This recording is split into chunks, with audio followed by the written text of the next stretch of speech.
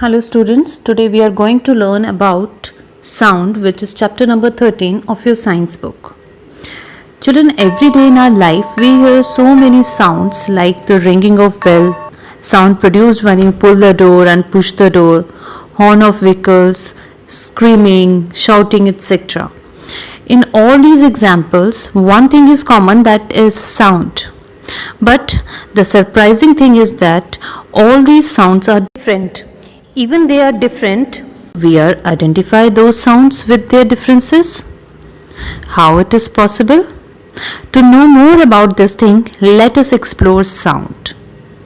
Now the first question comes in our mind: how is sound produced?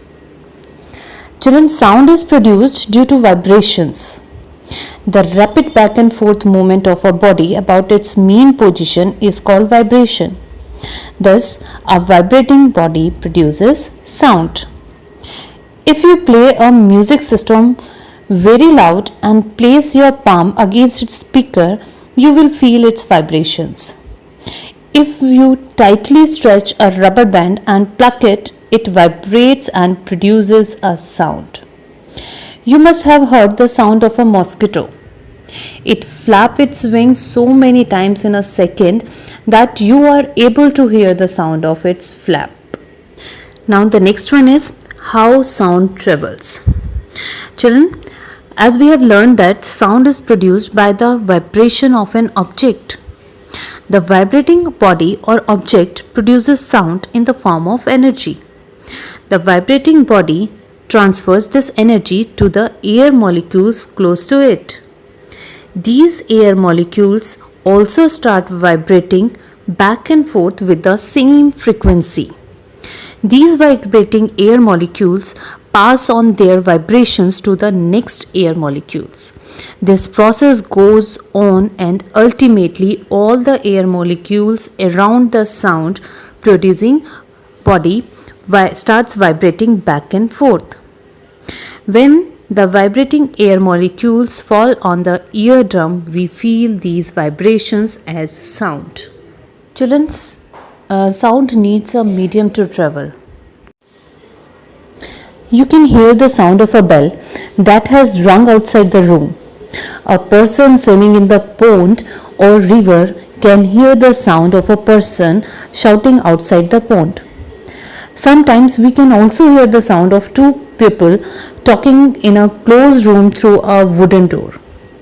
We are able to hear the sound produced from the different sources because sound travels through the medium and reaches our ears. Children, can a person standing on the moon hear the sound of explosion that takes place at some distance on the moon? Obviously not, because there is no medium on moon through which sound can travel. Children, sound cannot travel in vacuum. The sound energy is transferred from one particle of a medium to another, and in this way sound propagates through a medium. Sound can travel in solids, liquids and gases. Sound travels the fastest in solids, slower in liquids and slowest in gases. Children, we have learned that sound is produced by a vibrating body. It means that to study the characteristics of sound, it is necessary to study the characteristics of a vibration. You have already learned that the to and fro motion of an object is called vibratory motion or oscillatory motion or simply an oscillation. The three important characteristics of oscillation are: number 1, frequency, 2, amplitude, and the third one is time period. Now let us study about them in detail. The very first is frequency.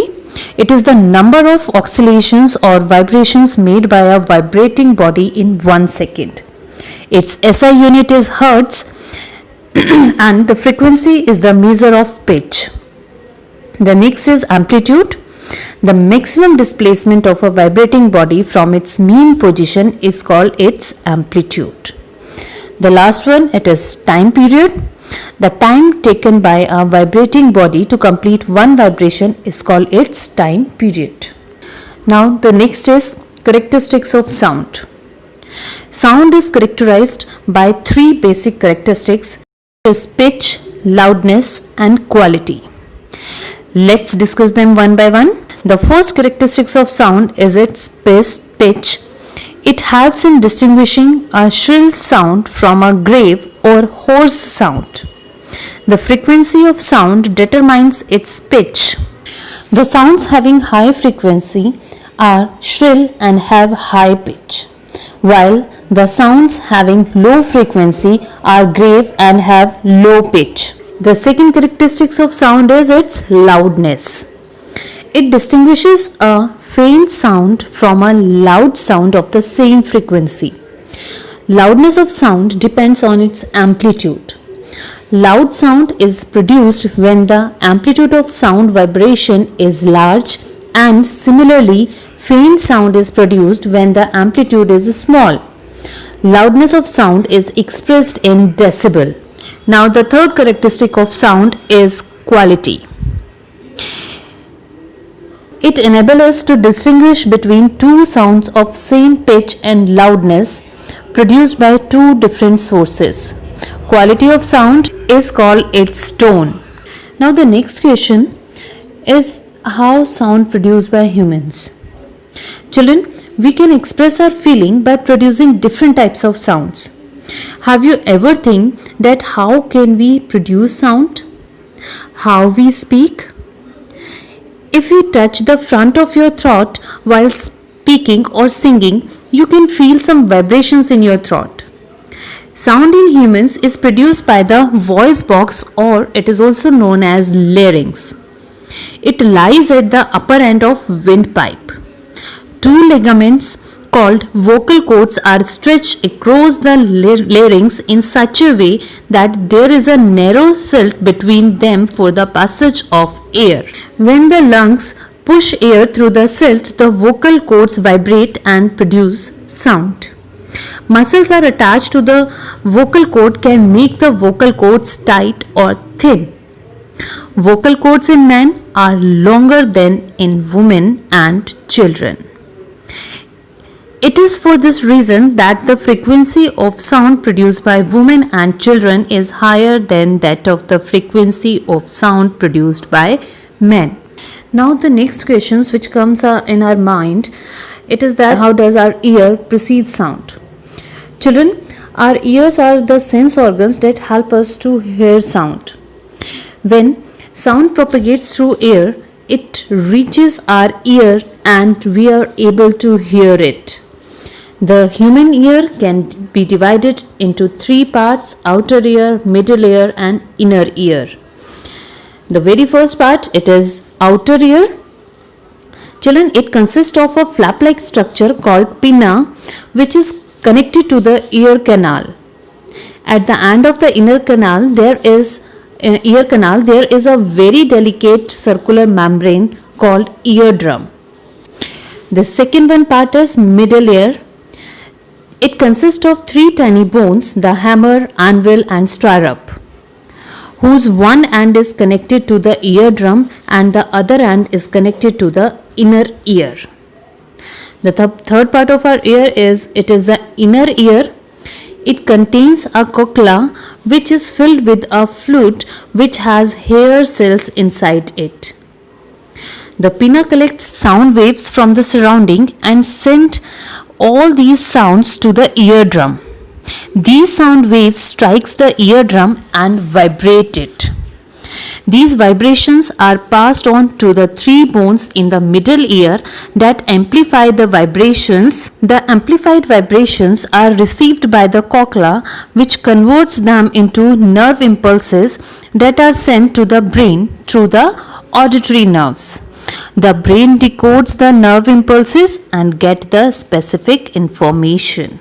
The next one is, children, there are two types of sounds, audible and inaudible sounds. All bodies that vibrate produces sound, but we cannot hear all of them. Our ears are sensitive only to a certain range of frequencies. The sounds that can be heard by the human ear are called audible sounds. The audible range of sound for human beings is from 20 Hz to 20,000 Hz. Sounds of frequencies less than 20 Hz and higher than 20,000 Hz are not audible to the human ear and are called inaudible sounds. Children, the sounds having frequency less than 20 Hz are called infrasonic sounds. Animals like whales, elephants and rhinoceros produces infrasonic sounds. And the sounds having frequency more than 20,000 Hz are called ultrasonic sounds. These can be heard by bats, dolphins and dogs. Police use special whistles known as Galton's whistles that can produce sounds of frequency more than 20 Hz so that their dogs can hear these but not the fugitive who is being traced or followed. Children, do you know that the earthquake produces low frequency infrasonic sounds before the main shock waves? And when the animals hear them, they become alert and show abnormal behavior. Now the next topic is You must echo. have visited an echo Children, point at a hill when you station. shout in front of a high mountain shout or loudly a deep at well such a or in a point, big empty you hear hall, the same sound you hear your just sound after a back little after a while. few seconds. This sound is Children, called this an echo. sound which you heard after a An few echo seconds is the is known repetition as of the echo. original sound because of reflection by Echo sound is the surface. repetition of In the order to be original able to sound hear the heard original after the sound is and its reflected from a reflection distant, distinctly at dense 22 and degrees rigid Celsius, object. what must Now the children, there minimum are some distance essential be conditions between the for an source echo and the to be reflecting heard. surface? The very first is At 22 the degrees minimum Celsius, distance between the source of velocity sound and the in reflecting air is surface is 344 17 meter per second. meter. Our brain The retains second a sound essential for condition is 0.1 second. the sound is loud enough to be heard after reflection. And the third and the last one it is there should be a high building or hill which can act as reflecting surface. Now this is all about this sound. Thank you.